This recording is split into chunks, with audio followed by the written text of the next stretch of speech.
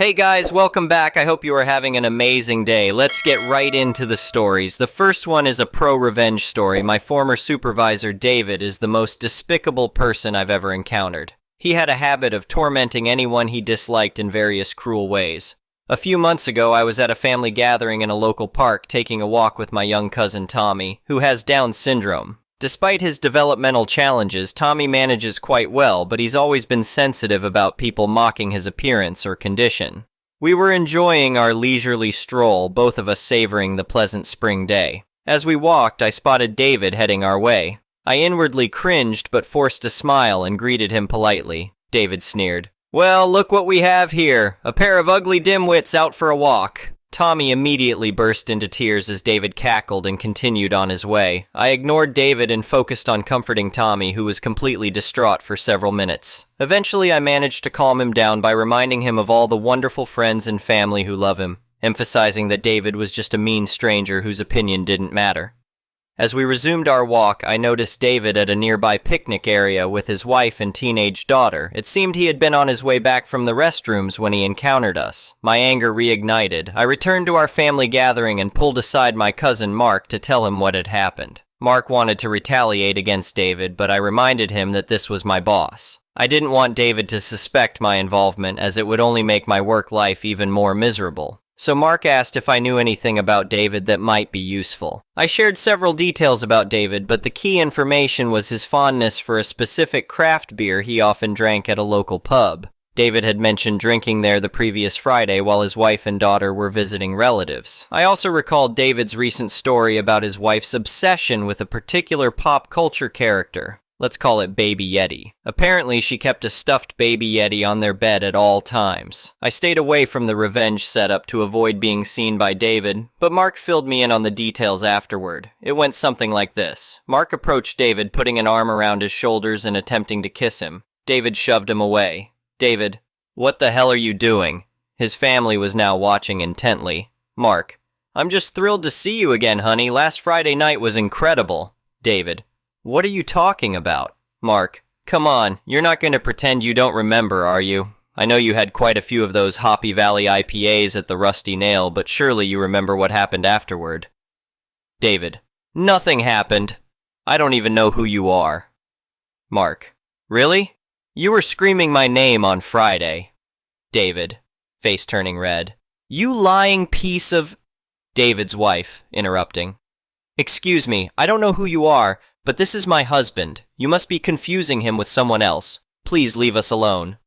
Mark, "Oh no, there's no confusion. We had the most amazing night together on Friday and now he's acting like he doesn't know me." David's wife, "I told you this is my husband, you're mistaken." Mark, "Oh, maybe I am. I guess it wasn't your husband who took me back to his place on Maple Street and had incredible sex with me right next to that stuffed Baby Yeti on the bed. My apologies." Mark turned and walked away. David's wife, "Oh my God, David, what is wrong with you? Are you gay now? Seriously?" To cut a long story short, David's wife had already been unhappy in their marriage, and this incident was the final straw that led her to file for divorce soon after. In the following months, David frequently complained at work about how he didn't care about his wife but missed his daughter terribly and hated living in his new apartment compared to his old house. Every time he whined about his ruined home life at work, I knew it was the consequence of his cruelty toward a developmentally disabled child. The best part was that he never suspected my involvement at all. The next one is an entitled people story. I never thought I'd be telling a story about how refusing to serve someone coffee would lead to accusations of kidnapping my own kid, but here we are. Buckle up, because this one's a wild ride.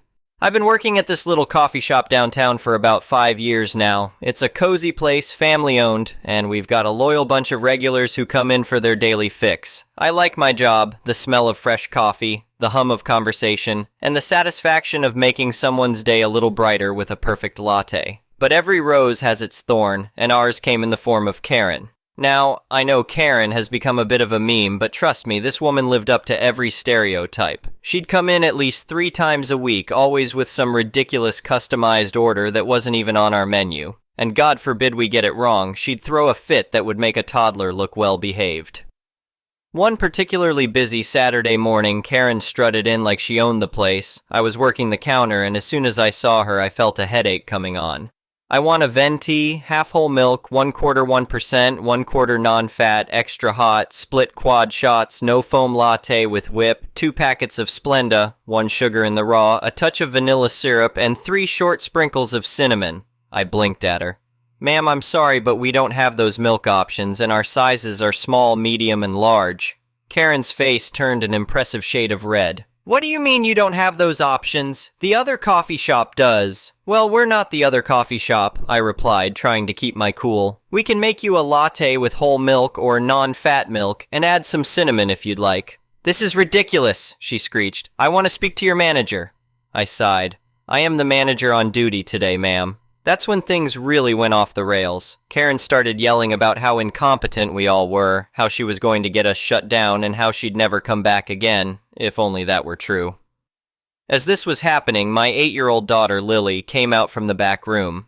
It was take your kid to work day, and I'd brought her along to show her what I do. She looked scared by all the commotion. Mommy, what's going on? She asked, tugging on my apron. Before I could answer, Karen's eyes locked onto Lily like a heat-seeking missile. Who is this? She demanded. This is my daughter, I said, putting a protective arm around Lily. And I'm going to have to ask you to leave now. You're disturbing our other customers. Karen's eyes narrowed. No, she said, her voice dripping with venom. I don't think I will leave, not until I get my coffee. Ma'am, I've already explained that we can't make the exact drink you want. Now please leave before I have to call the police. That's when Karen played her trump card. She pulled out her phone and started dialing. Hello, police? Yes, I'd like to report a kidnapping. I'm at the downtown coffee shop and there's a woman here who has abducted a child. I couldn't believe what I was hearing. My jaw dropped as Karen continued her ridiculous story, claiming that she'd witnessed me dragging Lily into the shop against her will. By this point, the other customers in the shop were watching the scene unfold with a mix of horror and fascination. One of our regulars, a kind older man named Bob, stepped forward. Now hold on just a minute, he said to Karen. I've been coming here for years. That's her daughter, plain as day. You can't go around making false accusations like that. Karen ignored him, still yammering away on the phone. I was in shock, but I knew I had to do something. I turned to my coworker, Jake. Call the real police, I told him, and see if you can pull up the security camera footage from this morning. Within minutes, we could hear sirens approaching. 2 police officers walked in, looking confused. Karen immediately pounced on them. Officers! Thank goodness you're here. This woman, she pointed an accusing finger at me, has kidnapped this poor child. The officers looked at me, then at Lily, who was clinging to my leg, clearly terrified. Ma'am, one of them said to Karen, can you explain why you think this is a kidnapping situation?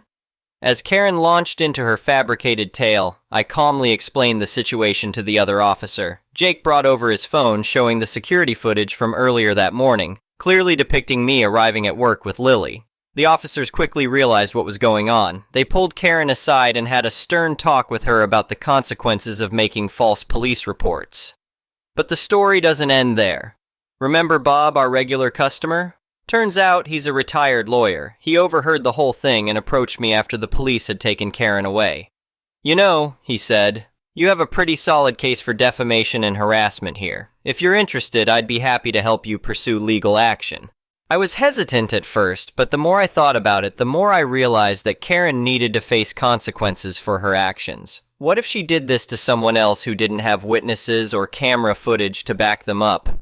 So, with Bob's help, we filed a lawsuit against Karen. The case went to court, and let me tell you, it was satisfying to watch Karen squirm as the judge tore into her for her behavior. In the end, the judge ruled in our favor. Karen was ordered to pay a significant fine and perform community service. She was also banned from coming within 500 feet of our coffee shop. The whole ordeal was stressful, but it had a silver lining. Our little coffee shop got some positive local news coverage out of it, and business has been booming ever since. We even added a new drink to our menu, the Karen Comeuppance, a simple no-frills latte that's become quite popular. As for Lily, well, she learned some valuable lessons about standing up to bullies and the importance of telling the truth. And me?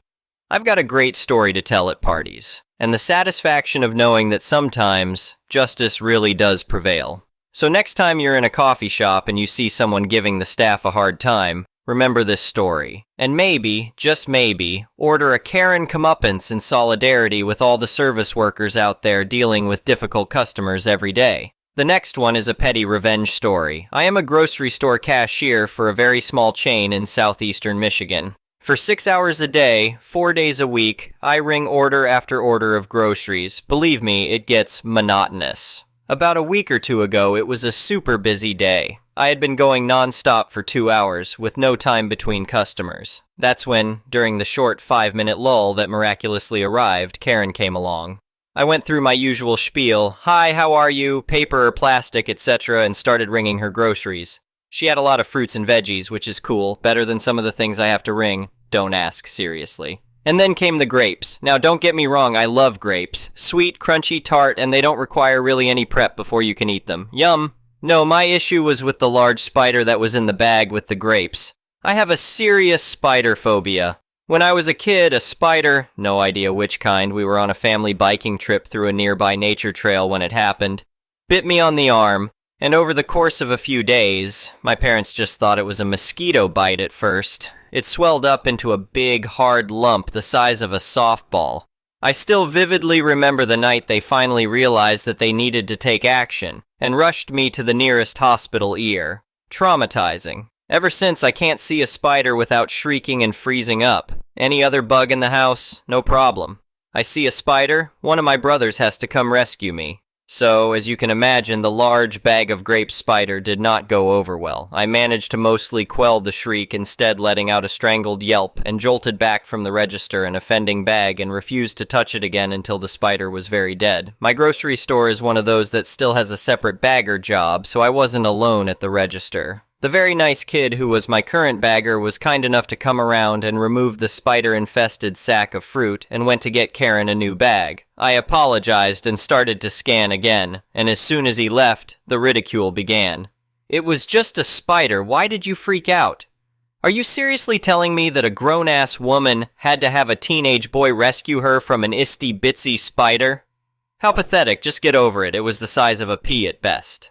I carried that bag all the way over here. I'm scared of spiders and I was just fine. You shouldn't have had an issue swiping it and moving on for 5 seconds. And so on and so forth. Meanwhile, I just had to sit there and smile at her. As soon as he came back, she shut up and was a smiles and compliments for such a nice young man. That was where I decided to get petty. Now, in my store, produce is rung one of 2 ways. It might be the same everywhere, I don't know, but anyway.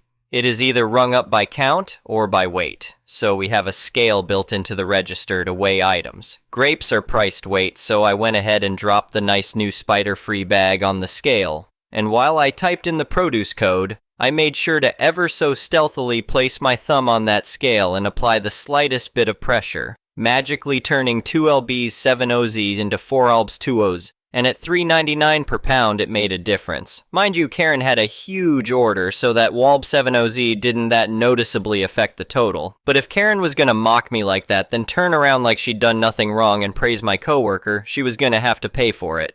And pay for it she did. The next one is a malicious compliance story. I worked as a writer and editor for over a decade, and in that time I had my fair share of bad bosses, like anyone. But there is one that completely takes the cake. I worked for a large media company that had dealings with a number of other companies and subsidiaries ranging from publishing to fashion to sports to tech. You name it, they did it. How our writing department worked was each writer would have specific areas that they would write for, kind of like how journalists have beats they cover. So if you were assigned to the fashion arm of the company or one of its partners/subsidiaries, you wrote or edited everything for that arm. I worked for this company for about a year and a half before a new manager was hired. She was the second in command of our department. Part of her and our department director's job was to update our internal style guide when necessary.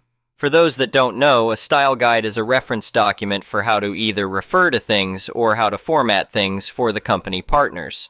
Before her tenure as manager, this was only done maybe once or twice a year, and the changes were relatively minimal since the style guide was very well established in the company and had been in place for a number of years. After she came on, it was being updated at least once a week, if not multiple times a week. It legitimately became an obsession for her. Aside from the general annoyance of keeping up with it, it didn't take long for me and my coworkers to reach the conclusion that our new manager didn't have the faintest idea what she was doing. Each new version had more and more glaring errors. At first, we all ignored these changes, giving her the benefit of the doubt and hoping, albeit naively, that these new directives were mistakes. That was until people started getting reprimanded for not following the style guide. I was the first to get a one-on-one closed-door talk. One of the departments I wrote for was sports, and she had seen that I had not been following the new rule of how I was to refer to the men's and women's teams I covered.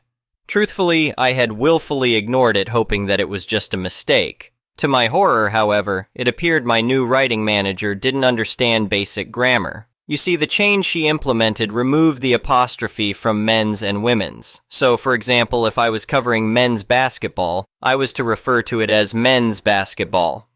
Her rationale was that the men didn't own the team, therefore, it should not be possessive. Apparently, her understanding of the English language didn't evolve past grade school explanations. I was honestly pretty dumbfounded at first, but once I got over the initial shock that the second in command of our department didn't realize men's was not a word, I tried bleakly to explain that men is already plural and that a possessive es doesn't always denote direct ownership. Read, men's bathroom. She stared blankly at me for a few seconds, and for the briefest of moments, I thought maybe I was seeing the cogs in her head turn. She, however, doubled down. Realizing the fight was lost, I told her that I would implement the changes going forward. Now here's where my malicious compliance comes in.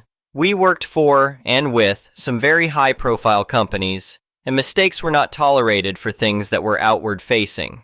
Realizing her idiocy could cost me my job, I made a simple request. Could you please email me the exact style guide rule you're referencing and how exactly you'd like me to implement it with examples of where I messed up? She looked at me like I was stupid for not understanding what was being asked of me, but she still wrote it all down in an email for me. I also made sure any further style changes were referenced in an email and specifically asked that if there were further changes to please cite how I had done them in the past, along with how she would like them to be done from now on. Sure enough, within about 6 months of this, I was fired. And at my exit interview, I handed HR a folder containing every written communication regarding the style changes, along with quite a bit of evidence that she was passing off her projects to other members of the DEPT and changing people's work behind their back.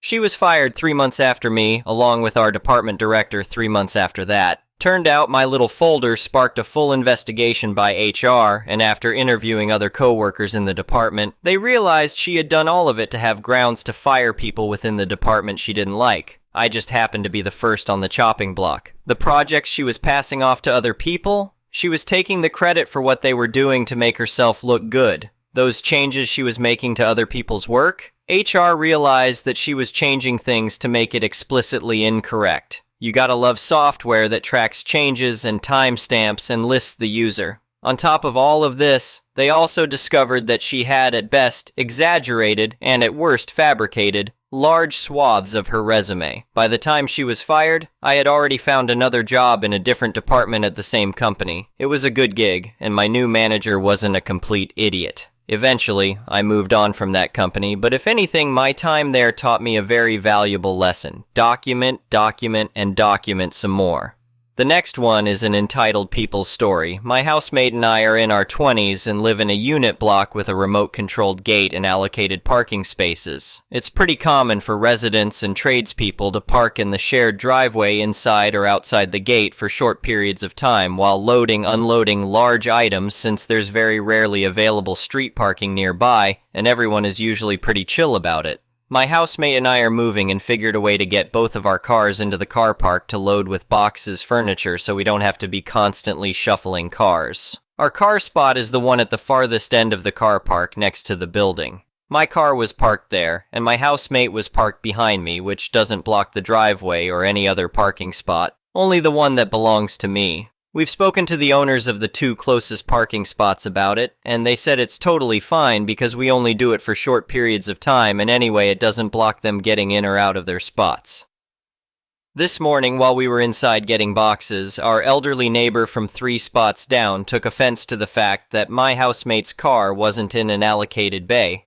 So he decided to park across 2 other units' parking spaces to block us in. We came outside, finished packing, and tried to get out around his car, but there wasn't enough room, so we found out whose car it was and my housemate went to knock on the door. First, he refused to open his door to speak to her, so my housemate, who is deaf, came to get me because she couldn't hear what he was saying with the door between them, but she could hear that he was yelling and she wasn't comfortable. I went to talk to him and he also yelled at me through the door and wouldn't open it to speak to me until I specifically asked if he could so we could work it out face to face. Then he initially refused to move his car and kept saying he was going to call the police and have us fined, despite the fact that he was also parked illegally. I pointed that out and he told me it was different for him because he's an owner.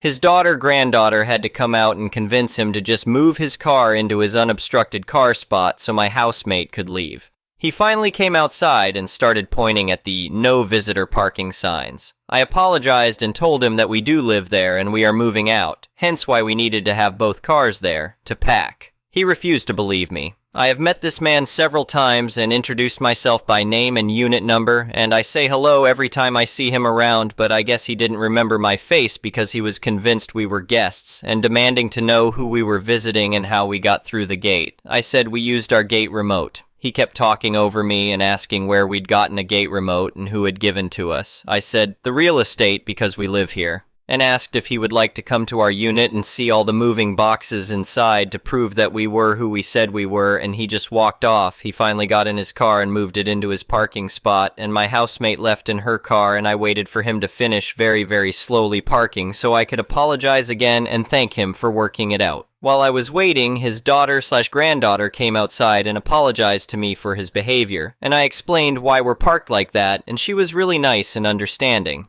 When he finally finished parking, I went up to him, said thank you and sorry, it won't happen again. He blew straight past me and didn't acknowledge that I was standing there speaking to him at all. It really felt like the way a little kid storms off after losing an argument, and I was pretty shocked to have a fully grown adult behave so rudely when I was being polite and thanking him, even though he was the only problem in the situation. The kicker is, my housemate's car was nowhere near his parking spot, and not obstructing anything, it just wasn't in an allocated bay.